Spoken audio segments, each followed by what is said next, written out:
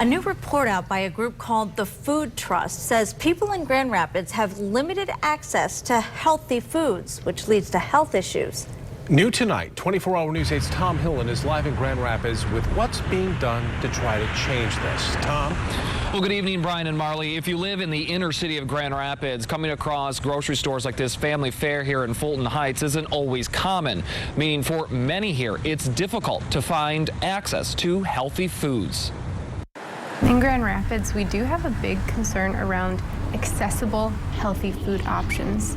It's a concern Easttown resident Margaret Keller knows all too well. Well, for me, I would have to go all the way up to D&W, and that's almost like 2 to 4 or 5 miles from where I'm home from, my house. Keller walks or takes the bus everywhere she goes, and you can see from this map, living in inner city Grand Rapids doesn't have a lot of options for grocery stores where you can get fresh fruits, vegetables, meat, and dairy products. In fact, the American Heart Association says 2.1 million Michigan residents, including more than 500,000 children, live in communities with limited access to nearby grocery stores. Often then people turn to corner stores to get their food.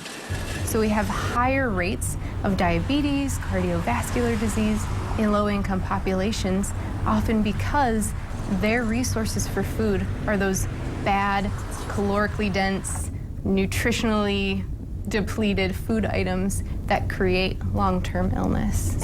Emma Garcia with Access West Michigan says the city needs more grocery stores, but also more creative solutions. I can't tell Meijer to start a grocery store next to my house in Southeast Grand Rapids. It's just not going to happen. But by asking that people help fund a corner store initiative where we get the gas station that's a block away from my house to bring in produce, that's a wonderful solution. If we ask different agencies to support funding to get those highly needed items into already existent pantries and community centers, those are great options.